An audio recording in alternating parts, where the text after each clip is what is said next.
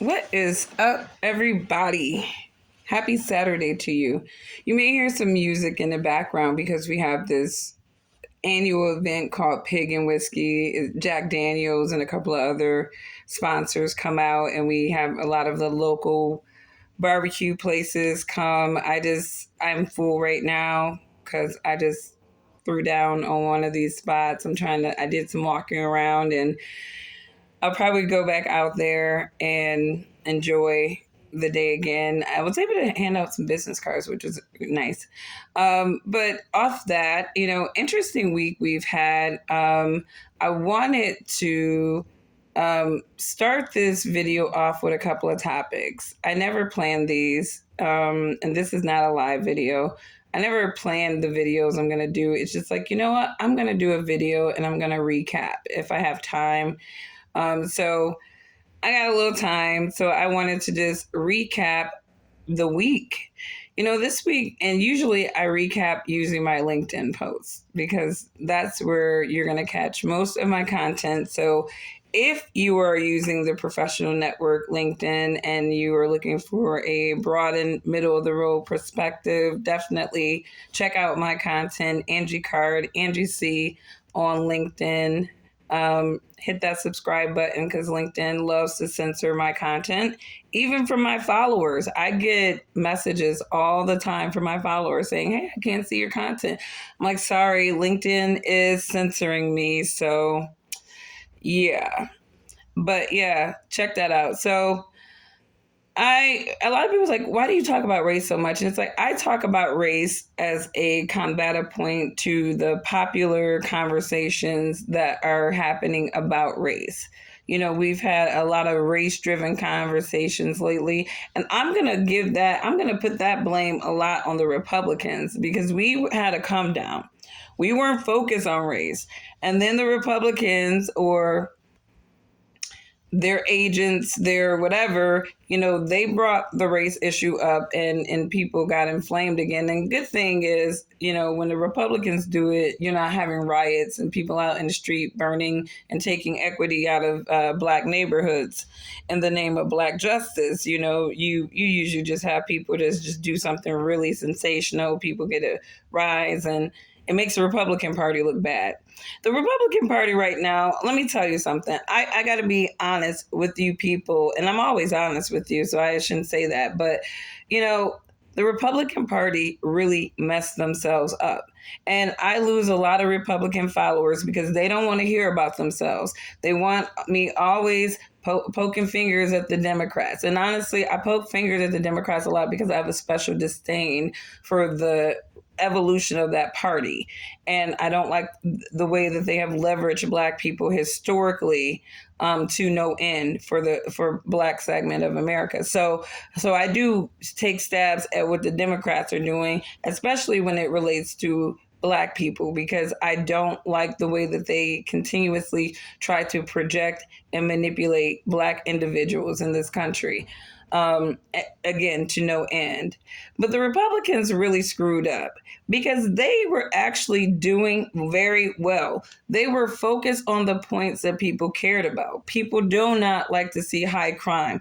No matter what color you are in this country, people do not want criminals running around in their street. They're trying to be hardworking people, and now they got to watch their back. They got to watch their house because you got all these strange people being let into this country through the border crisis, and then you got criminals who have very, very a history of very, very bad crimes, murder, being let out, these bail reforms. I was actually caught a video on YouTube earlier about a woman, a mother whose husband, who she was trying to leave and who had a history of abusing her. And because of the bail reforms in New York, this man was able to get out after beating her only to be able to kill her in front of her children, in front of their children. And this is bail reform. And this is what it's doing to people.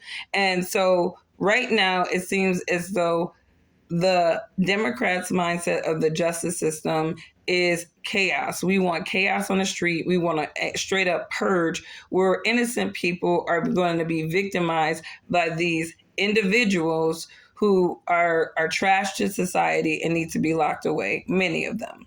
But off that, the Republicans were doing good. They were tackling the trans agenda, which it is an agenda, and if they would have stuck to those talking points. And that's why, unfortunately, like, I know that Candace Owens put a lot of energy into recycling information that everybody knew already into a documentary. Okay. I'm sorry you did that, but the information was out there and that was just a waste of time. And I didn't see the documentary, but I have heard, I listened to Jason Whitlock, and I think he gives very honest and objective criticism. And he felt like it wasn't compelling. He articulated the reasons why. I was not inspired to see it anyways, because the information that she was covering, much of that information was public. It was out there. People were talking about it. So it was just not inspiration for me. And I'm not just going to do something to support people, even though I did support Candace's book. I was curious. But even that was redundant, to some other things that I had already read from Jason Riley and Thomas Sowell and Walter Williams, Shelley Steele. So a lot of those talking points in her books I didn't even read it all. I kind of just skimmed through it, and a lot of those talking points were just recycled to me. And this is to say that Candace Owens is a good talking piece for, common sense points. She has a level of conviction about her. She carries herself with this I won't back down strength. And she has a lot of qualities about her that will benefit her, but she also has a lot of qualities about her that will be detrimental to her in the end. And so as she continues to buy into all these aspects of her character that appeals to what people want to see, she's really going to hurt herself. She needs to be organic to herself. And if she doesn't, and I think that she does have convictions about the things that she stands up for, but at the same time, she's not willing to back down or even kind of fall back when things, really aren't the way she's thinking that they are. I think that, if Kanye and Candace were leveraging each other, even if they're working in conjunction with each other, that is just a really weird mix of people. And I'm not going to use Kanye West's mental health issues as a reason why he is not able to compose himself in a lot of things that he's doing right now. But what he is doing is, because the Republican Party is leveraging him, and they're leveraging people like Candace Owens to push their message out to individuals of color the best they can, right? And Kanye obviously has more clout. And so they used him. I believe the Republicans used him trying to target that black vote. But Kanye is not a good blackface to use because he's volatile. He's volatile. It's like a stock with the highest beta you can think about. This dude is volatile. And because he's so volatile, Kanye is not the best person to be using in close to political cycles like this.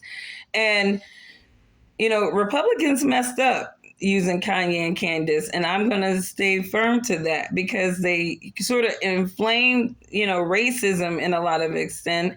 They fuel this portion of white America that unfortunately plays into the stereotypical ideas that the left keeps pushing about them. They're anti-Semitic, they're racist, they're white supremacists, and then they're like, okay, well, we're not going to get a white guy to say this stuff. We're going to have this guy, Kanye West, and his friend Candace Owens sort of project what we want to be able to say, and they were not going to get in trouble because they're black people. But they don't realize that, people think in teams these days, right? You're either on the right team, left team, right? And if you're in the middle, you're a traitor because you need to pick a side, and it's like, screw you. But anyways, so, this, and I lost my point with the screw you.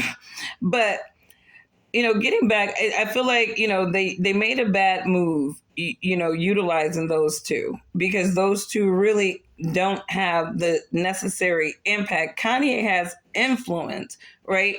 But depending on what Kanye is doing, he can quickly ruin his influential moments, right? And then we gotta wait until this blows over and Kanye drops some real hot stuff, and then we get back on Ye again, and then he can do something else. But this was not a good look for Republicans, and no matter how much they want to play it, and that's why they're scrambling, and that's why Fox had to get Kanye and Candace on there to justify it, and every time they tried to justify it, it made things look worse, and it's just like, shut the hell up. Like, you should have never had that many interviews, Fox, with that mess. You really shouldn't have. That was a bad look on Tucker Carlson, and honestly, it does make Tucker Carlson look like the projections of what they say that he is. And I don't care how many black people you align with, to use as for your purpose, that internal you still stands. And I just feel like, that was just so bad. Republicans, they've been on some fruity picks with their black people, it seems, it's just really fruity. You had Candace Owens out in Kim Klacik, right, last year. She was a stripper running in Baltimore, a former stripper running in Baltimore. And none of that really matters because I feel like strippers can run for office. And if they feel like they're very in the community anyway, so they know more than anybody what the woes and foes of people are. And if she wasn't doing it anymore, I don't think that should have been a big issue. But some of those other things that Candace said, obviously we shall see. But Herschel Walker, right? This dude, I see Republicans pushing Herschel Walker. And it's like, and I said this before, if Republicans really wanted a black person, if they just needed that black on black run, they should have been priming a black woman for at least 2 years in Georgia. They should have found the most articulate, intelligent black woman they could find in Georgia. And they really should have been priming her to run against Raphael Warnock. Why? Because that dude does have allegations of domestic violence. His ex-wife seemed to be traumatized by him. And that would have been the perfect way to reach multiple demographics of people. A black woman who has principles, who has had success in whatever her profession is, that would have been perfect. See, I don't feel like these parties are very strategic at all. They're not very strategic. And that's why both sides are looking silly right now, at least to me. So they got some fruity picks because Herschel Walker, his background really goes against all of the Republican talking points. Strong families, being their fathers that are present. This man got seed everywhere. Didn't take, and according to the allegations, allegedly, this man didn't take care of none of these kids that supposedly are his. And so we shall see, what the outcomes of the midterms. The Republicans are looking good only because the Republicans are talking about the things that people are not happy with. And an overwhelming amount of Americans are not on board with all these little side chick agendas of the Democrats and their little crony establishment who want to push all these little demonic little narratives, because a lot of times these people don't know, y'all been inspired by some things that even y'all don't really even know, but y'all pushing a greater agenda, and I'm going to say it's Luciferian, but that's what they're doing. And they're degrading this society. And so, but here's the thing, like, if you are a real Christian, you know that broad and spacious is the road to destruction.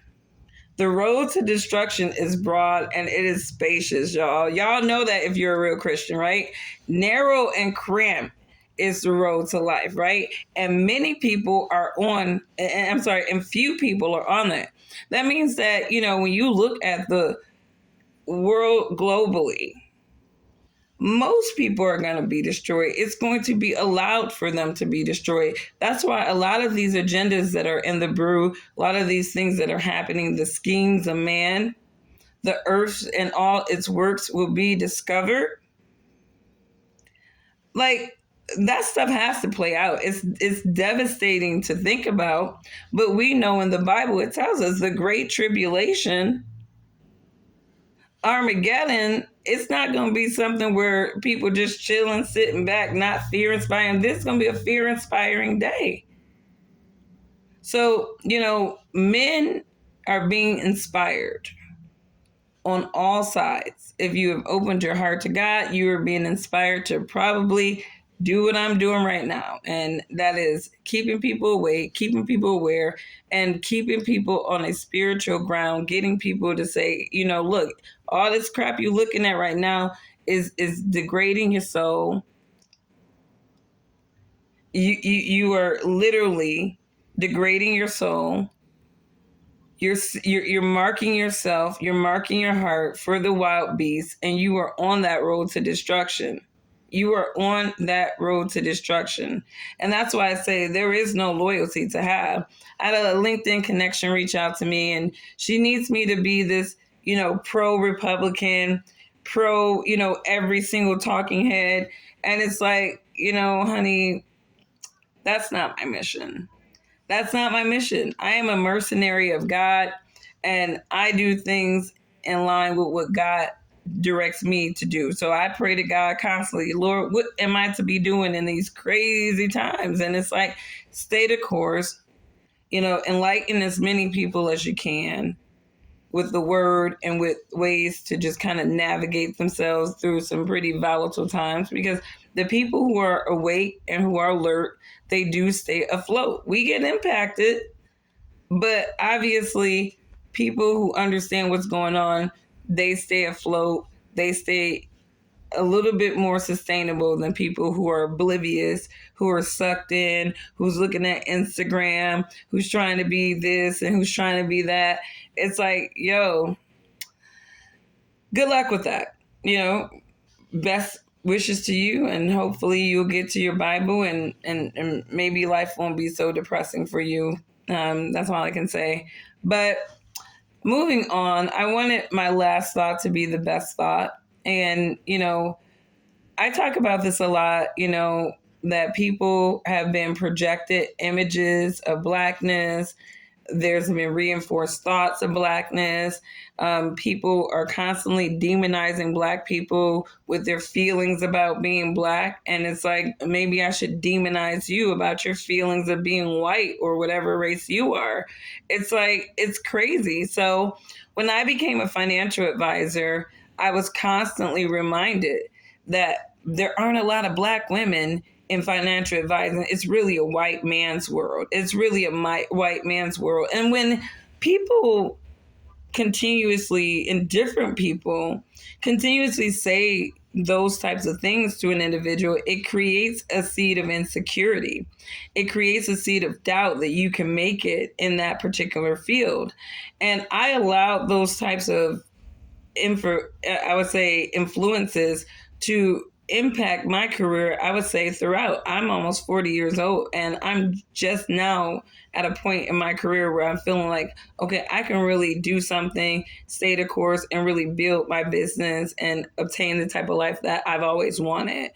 And it took me this long to do that, and I'm in an area which everyone kept telling me was for white men. And it's like, okay, well, let me just see how Black people thrive in this area. And there are a lot of Black financial advisors, very successful, has had very successful practices. And so it really irks me when people start to tag on somebody's color or their gender, because you're not really doing it from a place of concern. You're not even being helpful. What you're doing is creating a point of insecurity in that person, and it really impacts how they thrive and how they see their levels of being able to be successful. So if they're not successful, they can blame it on racism and all that other stupid stuff because they got a crutch. So I really appreciated, the Bucks coach for being intelligent to answer these race-baiting questions like this. So let's listen to him. Talking about Black coaches and somebody, Steve Wilkes joining that fold. what color we are when we coach against each other. We just know each other. I have a They don't lot look at color. very good white friends that coach in this league as well, and I don't think it's a big deal as far as us being coaching against each other. I think it's normal. Wilt's got an opportunity to do a good job. Hopefully he does it. And we coach ball. We don't look at color. But you also understand that representation matters. But you also understand that representation matters. It's like, why? They see you guys. They see someone that you can tell how irritated he is right now. You can see his face like, why do you want me to be conscious of my guys color? And look like them and grow up like them means that we're oddballs to begin with. And I think the minute you guys stop making a big deal about it, everybody else will as well. Amen to the motherland. In your face, Charlie Murphy. It's like if people stop focusing on what somebody is thinking about themselves, their experience, their position in any given area, then I think the person who's in that position can really focus on just being great in that position. I hate when people try to tokenize somebody's success with their color or their gender. This man has obviously done his job. They're asking him about another black man and what he thinks about having another black man. And he's like, look, hopefully he got the job. Hopefully he does a good job. I mean, he's really not here as a black man. Him being a black man doesn't really do the job for him. Him being able to coach and strategically coach that team, that is what does the job. And, and I say that to say that, yes, I'm a black woman, but at the same time, that has nothing to do with my overall value. It doesn't.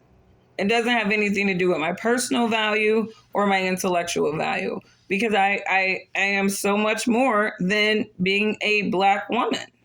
I try to be intelligent. I try to expand my thoughts and thinking on things. I try to listen to things objectively, well-roundedly, and come up with my own conclusions about what makes sense. I'm a strategic thinker. I get along with anybody that makes sense. I'm not for everybody, but I'm respectful to people who are respectful. And I think that, there's so many other things about the character of a person beyond their skin color and their gender. And I really wish that people would stop focusing on that. And especially people who ask me this question, it's like, you're not even remotely as driven as I am, as intelligent as I am, and yet you're questioning me about how I feel about being a black woman in a certain space. And it's just, sometimes it just gets on my nerve. It's like, what are you really trying to do here? What are you trying to tell me? Because what you're telling me right now is not helpful. What do you want me to do with that? Carry it with me, carry it as baggage, make myself a victim in the financial sector because I have a color, I have a vagina. I mean, people, just stop talking about race in the context of insecurity.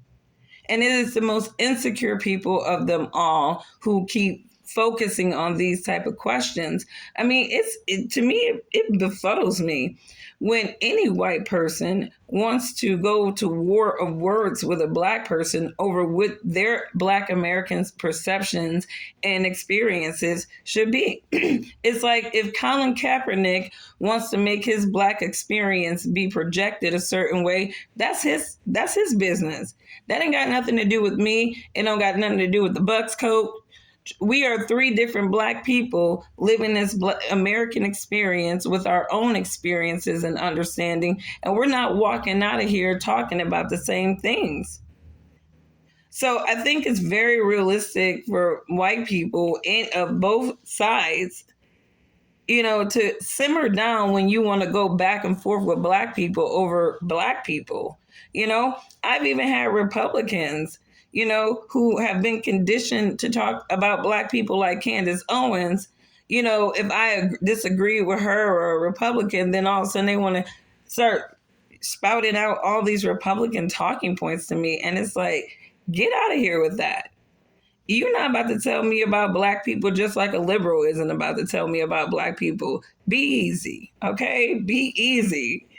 It's crazy to me. It's like, shoot, I'd really be trying to be nice to these people, but I realize it's beta people on all sides.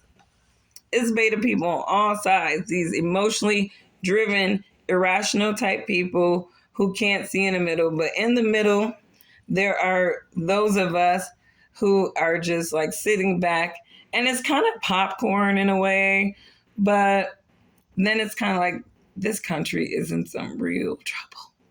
It's in some real trouble. You got Kanye.